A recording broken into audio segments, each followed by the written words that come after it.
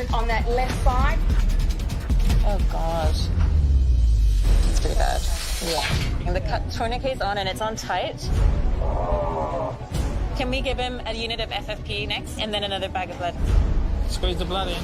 Everybody just listen up for a sec. This patient's now hypovolemic, hemorrhagic shock. Would you rescue me when I'm by myself? When I need your love, if I need your help, would you rescue me? Would you rescue me?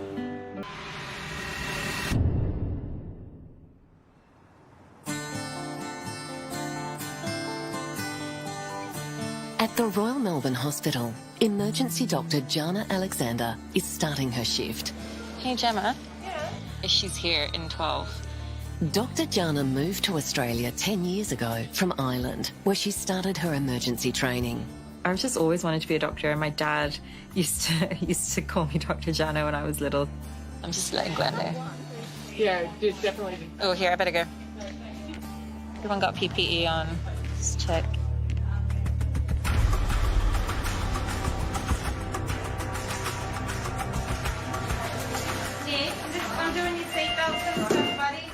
Over in the trauma bay, Dr. Jana's first patient, a critically injured motorcyclist, has been rushed in by paramedics. 1, 2, 3. Oh.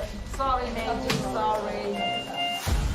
55-year-old grandfather Nicholas was riding to work when he collided with a car which didn't stop. So this is Nicholas, who was on his motorbike and he's collected with the car. Dr. Jana is coordinating the trauma room.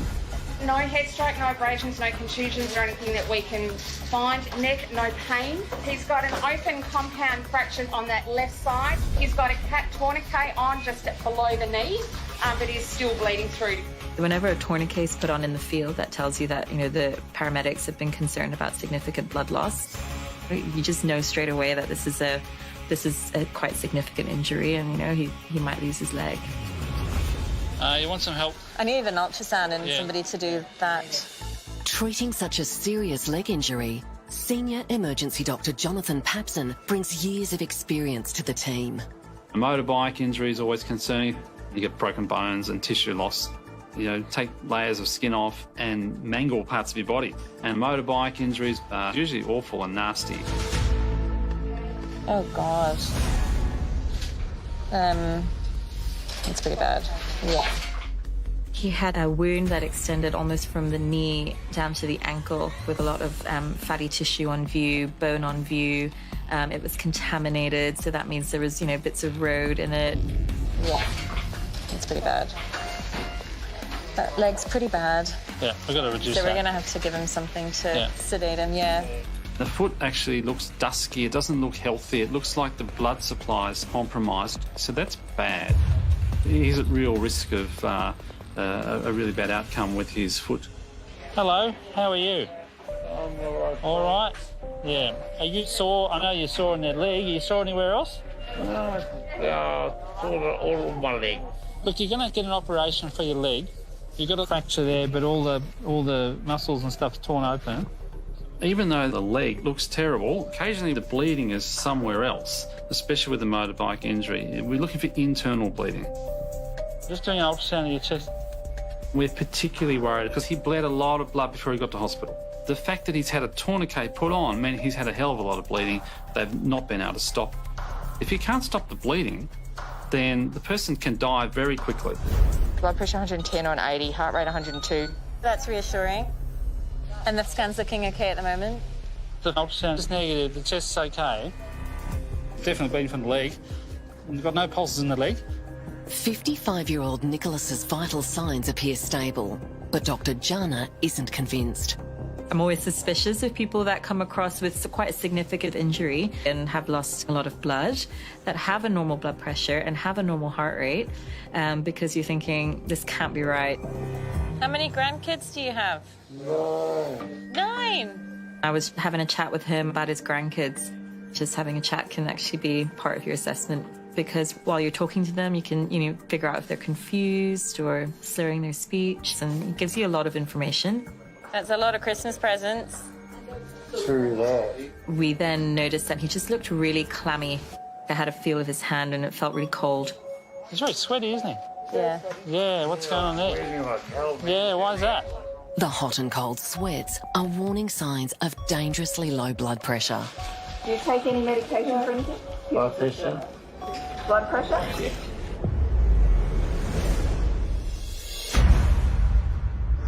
The trouble with him is he's on some blood pressure medicine, so he's not giving us the normal signs you get when you bleed. Normally your heart rate goes high and your blood pressure goes low. His heart rate's not changing at all. He's on a blood pressure medicine. It's tricking us. It's fooling us into thinking he's more stable than he is. How you going there? You still with it? Oh, yeah, sorry. Yeah. Is that a real blood pressure? We checked his blood pressure and it was low. It was really low. Hi, Nicholas. Can you open your eyes for me? How are you feeling? Oh, no. Not good? Oh, Tired? Yeah. It's quite cool now, hey? So we've got a BP of 66 on 50. Guys, his blood pressure's in his boots. When the blood pressure's in your boots, that's really low. And low blood pressure is very dangerous. Anything below 90 is bad. 60, well, it's almost game over. All right, everybody. Everybody just listen up for a sec. Early on, we're worried he's got a limb-threatening injury. Now the blood pressure's dropped, things are looking worse. This has turned into a life-threatening injury. This patient's now hypovolemic, hemorrhagic shock. We're presuming from the leg. I want 2 units of blood via both cannulas.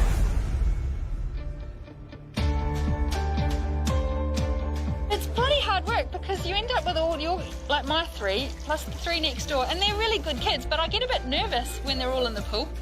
As an emergency physician, I have a pretty weird perspective of the world where all I see is the things that are going to go wrong. So I'm always going to be the mum who's that end of the spectrum of the safety conscious. Emergency Dr. Maya Cubitt's next patient is arriving by air ambulance on the roof of the hospital. Hello, Maya here. On board is a critically injured young woman from country Victoria. 18-year-old trainee jockey Cherie was riding a 600-kilogram racehorse when it reared up and fell back on her while she was still in the saddle. And when she was found, her leg was pointing in a different direction, which is very suggestive that she's fractured her pelvis. Emergency physicians in general are really scared of pelvic injuries because they're really unpredictable. Somebody can come in talking to you, looking fine, and the next minute they're dying. Cherie was practicing track work when the accident happened. Riding a racehorse and he went up and flipped over on me. Usually I get out of the way of them. Cherie's mum Natalie works close to the racecourse.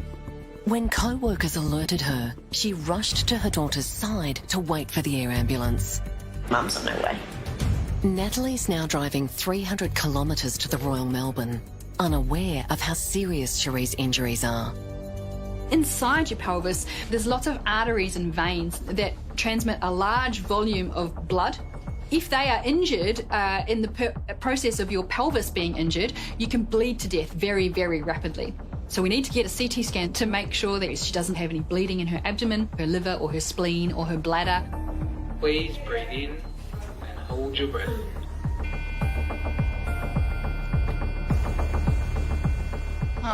It's a fracture. I'll go and have a look at it. At the moment, she doesn't seem to have any bleeding in her abdomen. There don't seem to be any other organs that are obviously injured, but we need a bit more time to be sure about what's going on. She's definitely got that fracture that we could see. So I couldn't see that one on the plain X-ray, and then the one that we saw on the X-rays there. The fractures could be career-ending for the aspiring jockey. Hey, so you did fracture your pelvis? I did fracture it. Yep. So when the horse has come down, it's just squashed it, and it's just popped open a little bit, okay? So there's a couple of bones in there that are broken. We just need to make a plan for what that needs. Okay? Oh, shithouse day. So many injuries, even every now and again, one of them matters more. My immediate concern when I am dealing with somebody with a pelvic fracture like this is whether or not Cherie is going to make it out of my department alive.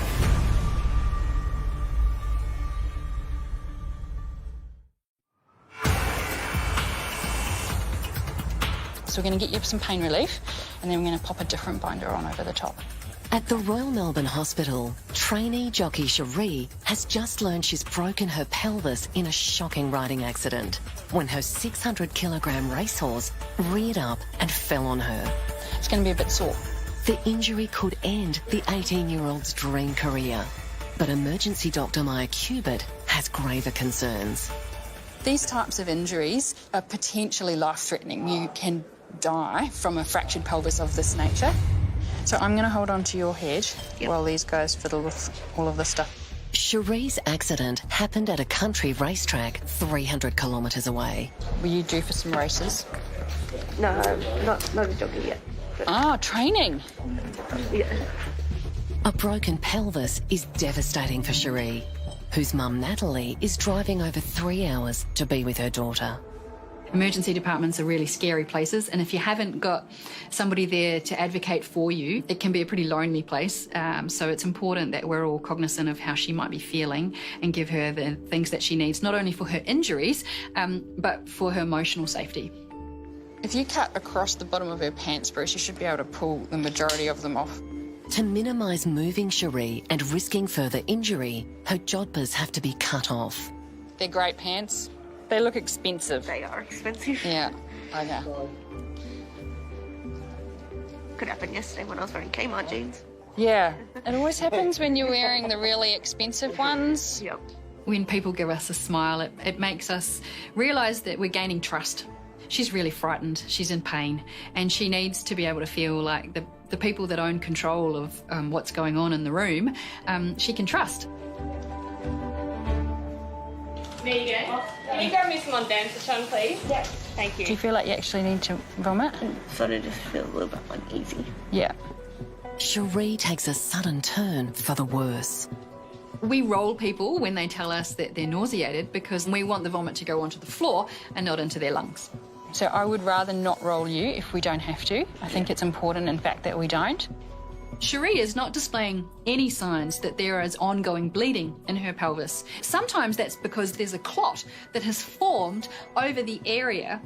The last thing we want to do is dislodge the clot, which puts her at risk of catastrophic bleeding.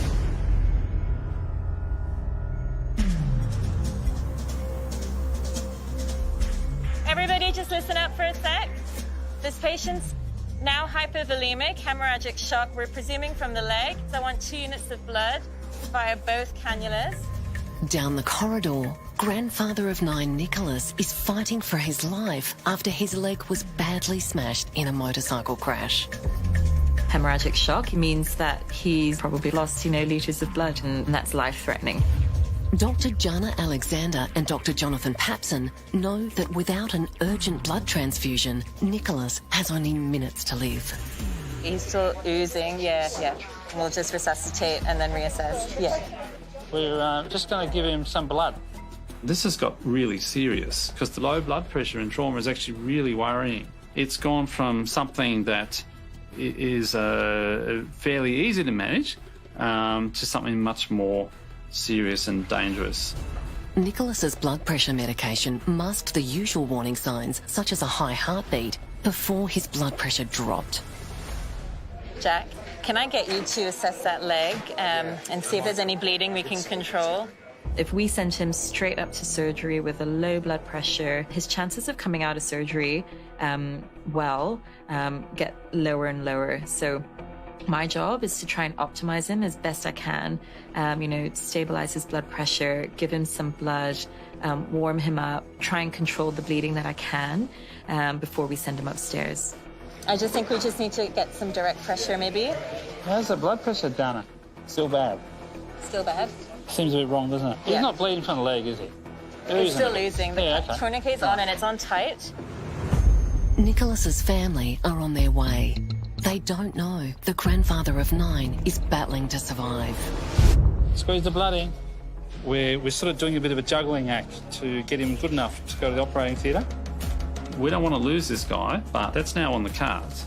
So that's now a very real possibility. So we have to work hard to make sure that doesn't happen. Can we give him another bag of blood? Thanks.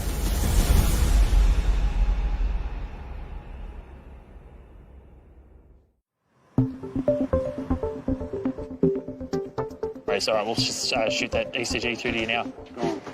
Thanks. Bye. All right, he's going to meet us down here. At the Royal Melbourne Hospital, emergency doctor Scott Taylor is treating patients who've turned up to ambulatory care. She's 50. Ambulatory care is people who are essentially walking wounded. You're looking after people with cut fingers, broken arms, rolled ankles. Dr Scott's next patient is retired schoolteacher Deborah, who has a badly injured wrist. I slipped in the shower. Uh-huh. It's got polished concrete on the shower floor. Okay. And the dog was in there on the mat, and I stepped over the dog and just went straight to her. Yeah, yikes. Okay. I'll just have a look. So just be real gentle. Where is it sore? Right. Oh, sorry. That's okay. That's okay. I've got the support underneath. Around here. Yep. Okay. So gently. Okay. Yeah. Sorry. Bones tend to break at their weakest point. In Deborah's case, that might be the area just below the wrist joint. I'd be surprised if you haven't broken something based on how that looks and how much pain you're in. But we should probably take that ring off too before your wrist gets too swollen and it doesn't come off. Will that slide off, do you think? It should, I think. I just don't want to No, cause maybe you... it's not going to come off that easily. No. All right, I'll show you what we're going to do. Got a nifty little trick here we can use. A couple of years ago, I learned a trick from YouTube to get rings off fingers. We use like an elasticized shoelace that are in oxygen masks that we have in the department. We only need part of what actually comes in the pack. They need to provide a few of those. Yeah. Plastic. Yeah. I mean, it's very much off-label. It's not how it's designed to be used. Can I get you to hold that end for me? Yeah, with just a little bit of tension on it. Yep. Okay. And I'm just going to wrap this slowly around your finger. Wrapping that string really tight around the finger until it's all the way at the end of the finger and compresses the finger as close as we can down to the bone, making as much space as possible. I'm going to swap ends with you here. So I want you to hold this one. That one. Yeah, again with a little bit of tension. Yep. And I'm just going to slowly unravel this one. Okay, just make sure you keep the tension on that finger. And then by pulling on the free end closest to the hand, the ring should slide off around the finger. It's over that skin around the knuckle. Yeah. It's the hard bit. Yeah, well done. That's it. All right, that one's for you, not for cash converters. All right. We don't normally get our medical knowledge from YouTube, but fortunately this is something that isn't particularly risky and does work really, really well. An X-ray will show if tripping over her dog has broken Deborah's wrist. It's actually a little bit worse than we thought. There's a break through this part of the bone here, and there's a couple of breaks through there as well. And it's pointing back that way. So it's what we call a dinner fork deformity. This is probably going to need an operation, but before we can even get to that, we're going to need to straighten it out. She's done a really good job of it. So I would rather not roll you if we don't have to. I think it's important, in fact, that we don't. Over in Trauma Bay 1, Dr Maya Cubit wants to avoid the risk of triggering bleeding in 18-year-old Cherie's broken pelvis. I don't want you to vomit on your back. But the less moving around we do, the better. The trainee jockey was riding a 600-kilogram racehorse when it reared up and fell back on her. Have a sniff of this. It's a bit of a weird thing, but it helps take away the sense of vomit. That's a great idea. So one of our nurses gives Cherie an alcohol swab. There was a study a few years ago that showed that sniffing an alcohol swab is quite a good, what we call antiemetic, or an anti-nausea drug, where we can give it to the patient themselves to hold and they can sniff it, and often it resolves their nausea. How you doing? Oh, there. And look, here come the bone doctors. Cherie's been waiting anxiously to hear what surgery she'll need. Orthopaedic surgeon John Rayner has some difficult news to break to her. So you've got a pretty major injury to your pelvis. Yeah. Okay, so when the horse has fallen on you, what the images look like is it's giving you a combination injury of squashing it that way and squashing it that way. Okay, and that's why your legs are pointing sort of in this direction. What that requires is an operation to fix the front and the back of the pelvis. Getting a description about major surgery is really confronting. I suspect patients like Cherie take very little of it in. So the most important thing we can do is to try to give little pieces of information and give them often. We obviously won't proceed with anything before we have a chat to Mum. Yeah. Okay. You're in the right place.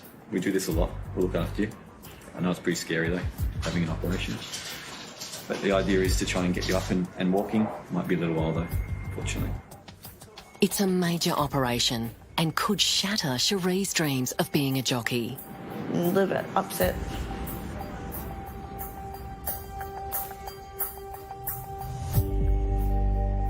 I think whenever we're delivering news of any significance, we would prefer somebody to have a person there to support them. In Cherie's case, that would obviously be her mum. But I don't think that we would not give her the information while waiting for her mum to arrive, because obviously it's her body and we've got her stuck on a bed and she's in a lot of pain and she needs to know why. After a heart-wrenching 300-kilometre drive, Cherie's mum Natalie has finally arrived.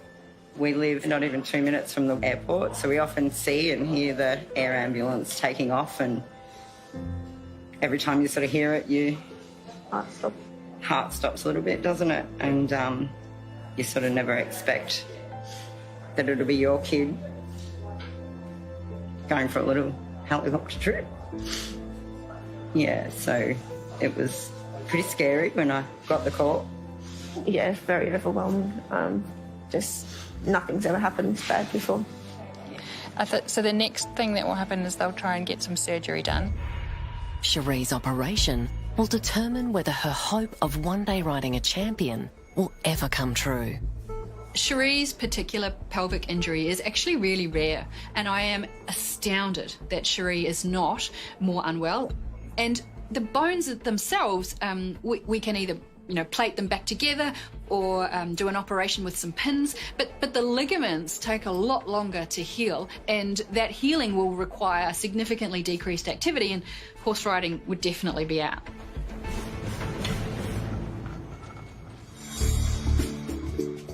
Can I give you a 70-year-old who's had 2 unconscious collapses? Sure. There must be a reason why they've rung it through. They're obviously worried about something. Yeah. I might just go and tell the triage nurses about it, and they can... And then there's a trauma. You got told about the trauma. I'll do the trauma with...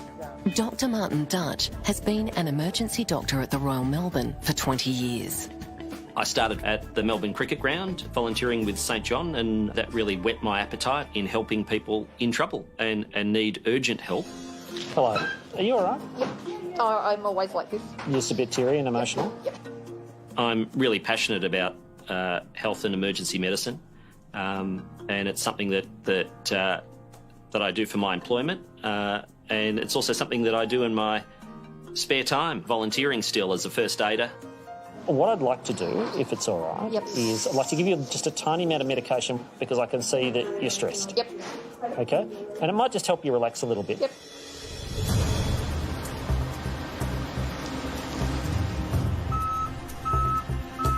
Paramedics have arrived with Dr. Martin's 70-year-old patient, Peter, who was found by his wife of 48 years unconscious on the living room floor. He's collapsed multiple times today, and each time he collapses, he has a low heart rate and low blood pressure. Whenever we hear a story about people who have not only collapsed once, but keep on collapsing, it makes us think that something really serious is going on. Right, so he's got belly pain, he's got back pain, and he's got multiple hypotensive episodes. That made us consider, could he possibly be having a problem with his heart not beating as frequently as what it should, or he was losing blood from somewhere? Ready, set, go. The worst case scenario is that Peter's aorta has ruptured. Hello, sir, I'm Martin. I can see you're not feeling very well. The aorta is the main blood vessel that comes out of the heart. Carries about 5 litres of blood a minute. When you've only got 5 to 6 litres of blood, it doesn't take long before you bleed to death. Do you want to take handover from the paramedics? Yep. At 5 o'clock, Peter's woken up with back pain, and en route he has had 3 episodes of vomiting. He has a history of aneurysms with an abdominal stent in 2011 and an iliac stent in 2019. Learning Peter's had surgery on his main blood vessel is a vital clue for Dr. Martin. Because we have this history of problems with his aorta, it now becomes absolutely the most likely thing that's going on with Peter today. Anything of the scan, Martin? Yeah, so look, his aorta's not normal. The nursing staff want to get some fentanyl. Using the ultrasound, I could see that there was damage to the wall of the aorta and blood was leaking through the wall. He looks quite clinically anaemic at the moment, just to let you know. He just doesn't look like he's got any circulating volume. Yeah. He looks a bit pale. He looks super pale, I reckon. How are you feeling at the moment? You feel dizzy? Yeah. You feel sick? We'll try to get into the scanner as quickly as possible. Yeah. Do you want to book it? Yeah. And I think we'll start going. Yeah. Just ask whether we could be next. Peter's aorta is bleeding at an alarming rate. Dr. Martin has to decide whether to rush him straight to surgery or burn precious minutes taking him to the CT scanner.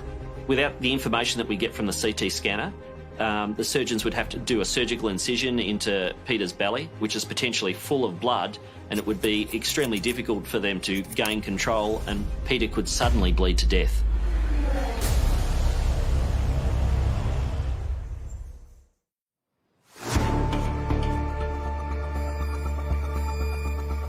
This guy's behaving somewhat unwell, just to let you know. At the Royal Melbourne Hospital, 70-year-old Peter is being rushed for a CT scan to see if he has a potentially fatal burst aorta. Feet first, abdominal. Peter's wife of 48 years, Glenda, called paramedics after he kept collapsing at home. Peter's got a history of problems with the big blood vessel that comes out of his heart. He's previously had to have it repaired. It's a very big blood vessel that carries a lot of blood. If it bursts, then people can bleed to death very quickly. Dr. Martin Dutch has made the risky call to put Peter in the scanner rather than send him straight to surgery. Please breathe in and hold your breath. Sometimes you just need to make a sort of gut call, and I've been doing this for about 20 years, so I decided that the right call is to spend a moment taking Peter to the CT scan so we can better plan what surgical intervention that Peter needs. G'day, can I have a chat with the vascular registrar, please? If Peter's aorta is ruptured, he'll need immediate surgery to save his life. Dr. Martin does a ring around to put the surgical team on alert. G'day, Martin Dutch, one of the emergency physicians downstairs. I've got a gentleman, he's got known aortic aneurysm that's previously had an endoluminal repair and has had multiple unconscious collapses and is looking very pale and fairly average. He's on the scanner at the moment, just wondering whether you'd be in a position to pop down. Thanks so much. Cheers, bye. As Dr. Martin stands by the surgeons, Peter's scan results come in. Looks like he's ruptured his abdominal aortic aneurysm. And a ruptured aortic aneurysm is about as serious as it gets. Peter is bleeding to death. All right, let's get him off. Let's go back to resus. So, Peter, it does look like there's a problem with the blood vessel. Right. The aorta, okay? Okay. Now, just out of interest, do you have any family at home? It's the sort of thing that we should probably let them know that this is happening. Were they planning on coming into hospital? Yeah, I'm going to ring the hospital. Right. Well, I will ring them and let them know. Hello, is this Linda? Hi, Linda. My name's Martin. I'm one of the emergency specialists at the Royal Melbourne Hospital. I'm with Peter at the moment. I need to let you know that Peter's reasonably unwell, and he's got another problem with that blood vessel, the aorta. Sometimes we need to speak to patients' relatives on the phone. The information that we're transmitting can be really distressing, so I try and be as reassuring as I can be, and at the same time to make sure that it's not lost on them that they need to attend hospital because something really serious is going on. If you pop into the Royal Melbourne, just into the emergency department, and we'll be very, very happy to see you. Don't break any speeding records or anything. We'll take good care of him, okay? No worries. Bye.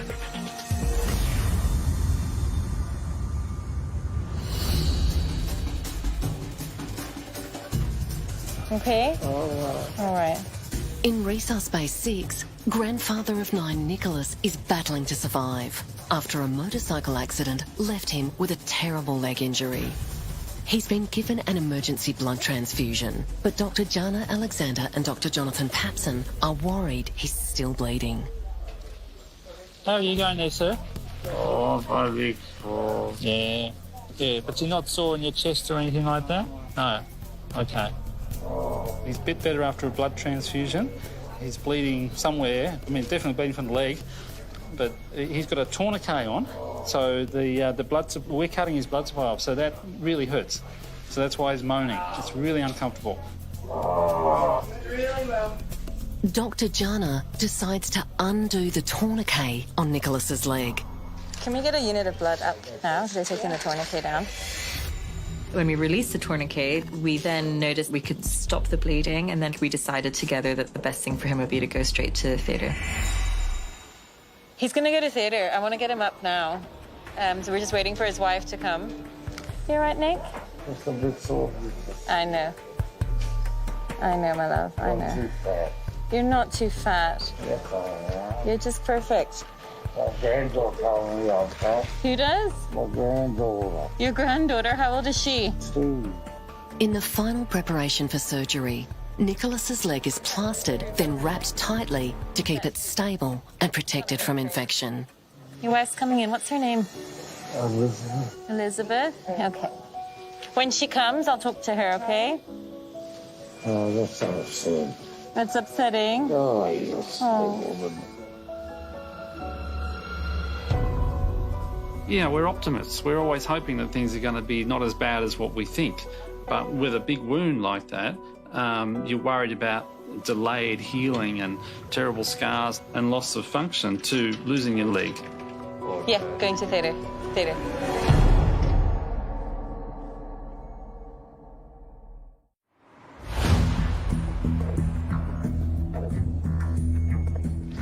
Knock, knock. Hello. Hello. Did you see the pictures? Yes. The bad news is you've made a good mess of that wrist. At the Royal Melbourne Hospital, Dr. Scott Taylor is treating retired teacher Deborah, who's broken her wrist after tripping over her dog in the shower.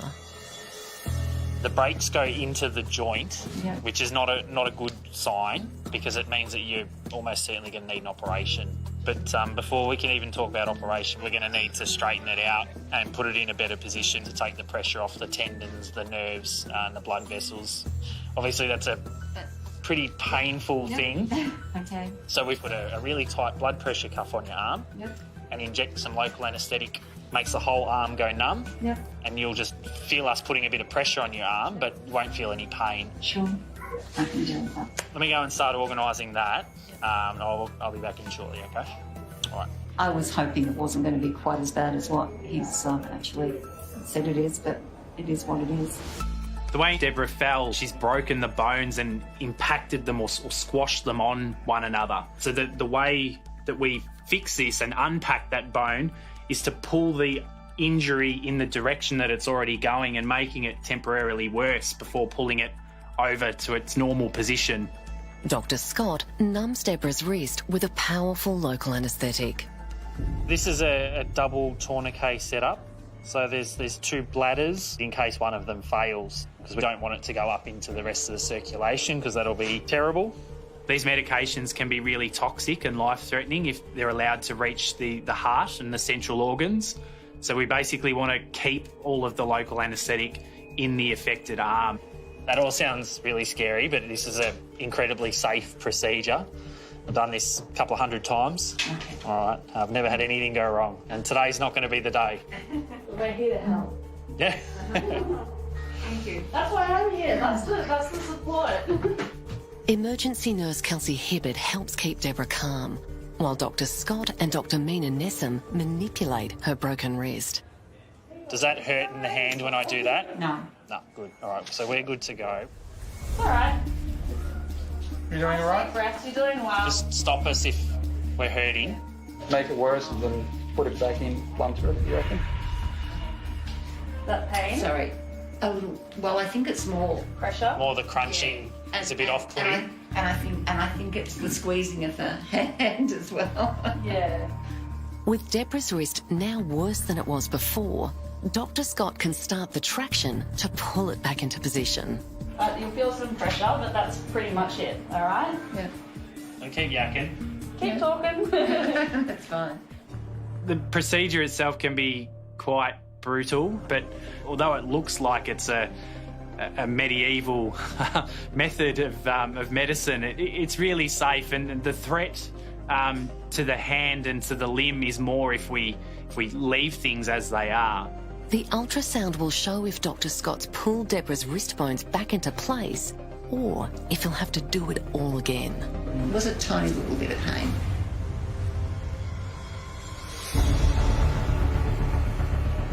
And Esmol infusion, get them to make it up and bring it down. Yep. Lovely, thank you.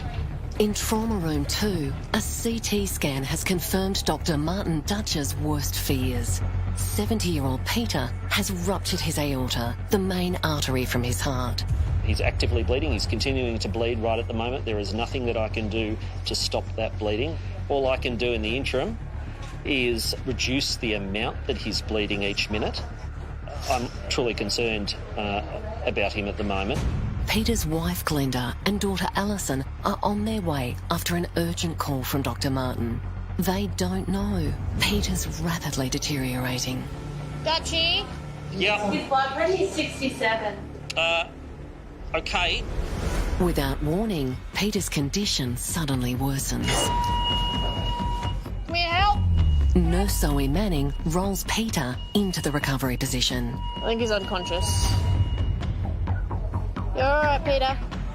When Peter lost consciousness, we need to see whether he's actually had a cardiac arrest or whether this is going to spontaneously improve again. Is he responsive or unresponsive at the moment? He definitely lost consciousness. We needed to hurry things along and get him straight to theatre. Yeah, just put me through now, immediately. Thank you. You all right, Peter? Still with us, mate? You're doing really well, okay? Eddie Martin speaking. Okay, I'm coming up now. Bye. I just need to go. All right, we're taking him up to 13. Can I tell you something? The family are here. Can't do the family at the moment. I will. Should I get to speak to them? Get the wife in here right now. Run her in. Yep. Peter's wife and daughter have only a few precious moments with him before he's rushed for the surgery they hope will save his life. We've only got a couple of seconds before we go to theatre. Hey, Dad. Be strong, okay? When Peter's family arrived, I was acutely aware that Peter might, despite all of our efforts, not survive the surgery. And as such, I wanted to give Peter and Peter's wife the opportunity to talk to each other, just in case this was the last time that happened. Please be strong, Dad. We had perhaps a few moments for Peter's family to attend, but only a few moments. And I thought that the benefit for Peter and his family that experience would have during a critical time like this, I think is an important gift that we can give. All right, we're ready to go now. See you later, Peter. Good luck, mate. Thank you, everyone.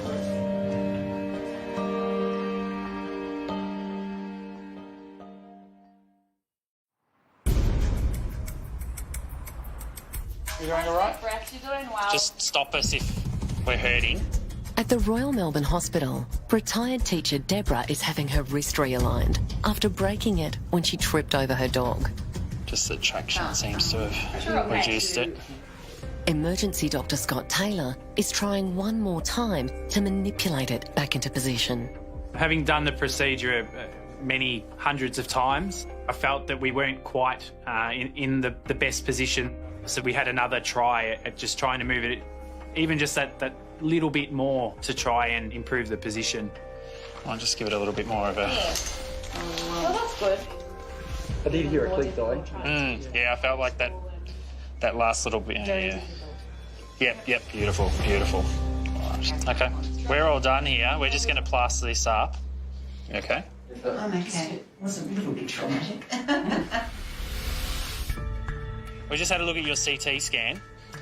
So the position is much, much better, and the procedure went very well. So Thank you for that. that's okay. Unfortunately, it's confirmed what the X-ray shows, that it's smashed into more than a couple of bits. I don't think it's going to avoid an operation. We'll just sit tight and wait and see what the orthopods want to do. Okay. Deborah had a fall over her dog. We often see people that have tripped over the dogs or dog beds. I mean, I've got a beagle named Lily. We always get tangled up in her. They really are a hazard, but I mean, what's life without pets and animals? I know I wouldn't want to be without my dog.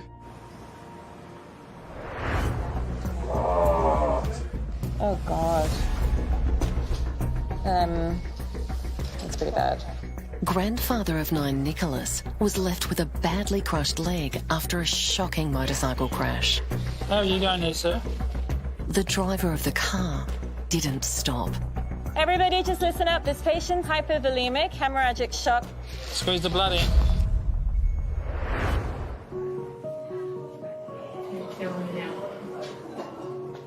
After many operations, Nicholas is now recovering with his daughter Tiffany by his side.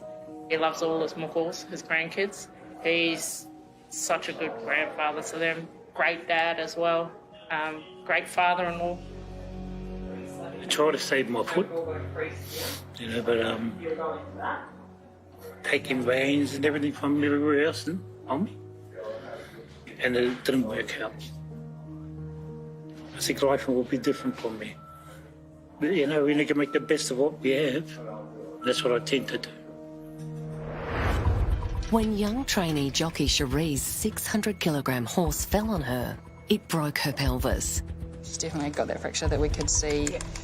She's now recovering from surgery. It was all, wasn't actually unstable, the pelvis. It was still stable, so it didn't need the screws or plates. And they just manipulated it all back into place manually, and it's all back into place now. Yeah, it was just so good to hear that it wasn't as bad as what they thought. My mum's definitely relieved. Took a lot of weight off her shoulders. The accident put Cherie's dream to be a jockey on hold, but she's still hopeful. Yeah, so mum's pretty happy with the outcome now. So she's gone home just to make sure everything's ready to get the rehab underway so I can get home. He definitely lost consciousness. Dr. Martin's patient, Peter, had a potentially fatal ruptured aorta when he was rushed for urgent surgery. Get the wife in here right now. Run her in. We've only got a couple of seconds before we go to theatre. Be strong, okay? 90% of patients with Peter's condition don't survive. G'day, Martin Dutch, one of your friendly emergency physicians. I was just wondering, I've got a couple of staff that were a bit invested in the survival of your patient earlier on today. Is he alive? He's completely fine. Excellent. He lives. My wife, she thought it was the end. But, no, I'm still here. To think that I was in emergency, having a procedure done that could have been fatal. But I don't think about that. I've got to think about being positive, getting up, doing things without straining myself. That's the wife said that. You only need one of those jobs a shift, really, to put a spring in your step, because it's always a good day when your patient lives in emergency.